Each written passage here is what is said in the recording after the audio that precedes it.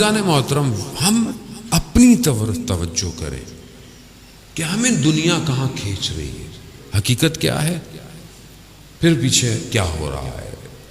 اور وہ ایسا نہیں ہے دشمن غافل نہیں ہے، دشمن گھروں تک اترا ہوا ہے، دشمن ہماری تنہائی میں اترا ہوا ہے، دشمن ہمارے ہاتھ میں ہے، اسمارٹ فون ہمارے ہاتھ میں ہے، دشمن اس کے ذریعے سے ہمارے نفسوں کو کنٹرول کر رہا ہے، جب دل چاہتا ہے نفس برباد کر دیتا ہے۔ اور ہم نے بھی اپنے آپ کو اتنا ہلکا کیا ہوا ہے کہ ہم بھی اسی کا شکار ہو چکے ہیں۔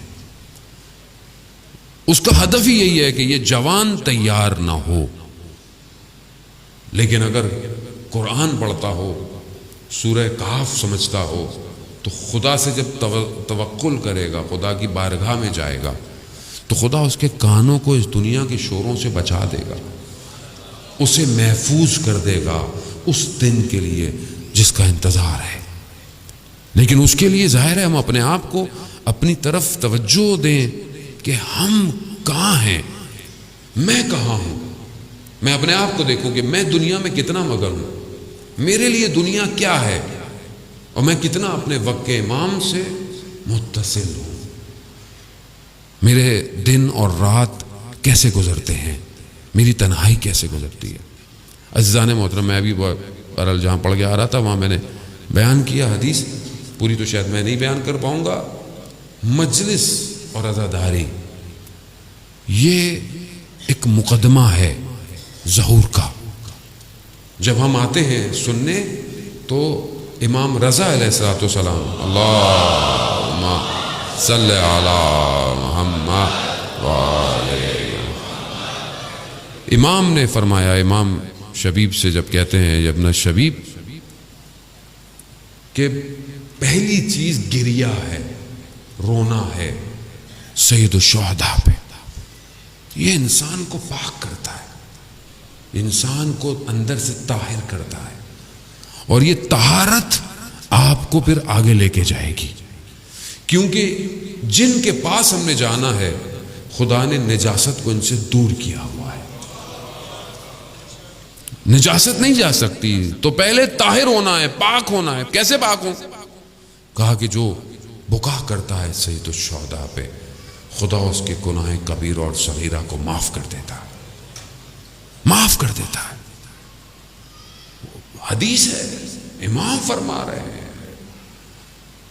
اور امام دعوت دے رہے ہیں، آؤ پاک ہو، پاک ہونا ہے، آؤ۔ آیت اللہ شمس الدین بیان کرتے ہیں، بہت بڑے عالم دین تھے، آیت اللہ تھے۔ انہوں نے ایک دن اپنے شاگرد سے کہا، جو ان کا خاص شاگرد تھا، کہا کچھ طالب علموں کو، 40 طالب علموں کو لے کر آؤ۔ لے آئے، ایک ایک کر کے کمرے میں بھیجا۔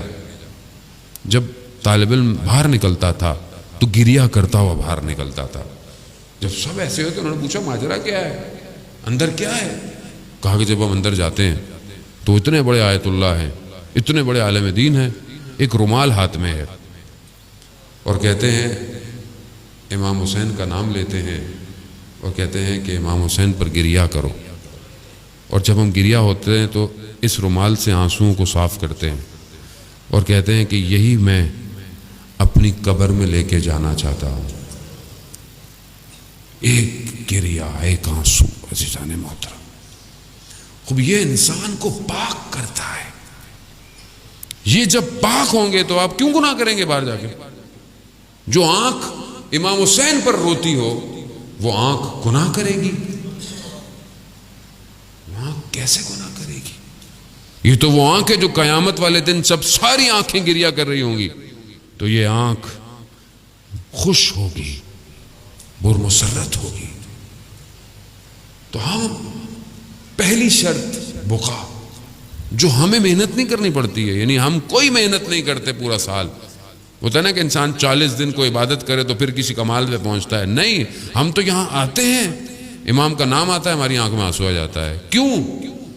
امام نے کربلا میں کمال کیا ہے۔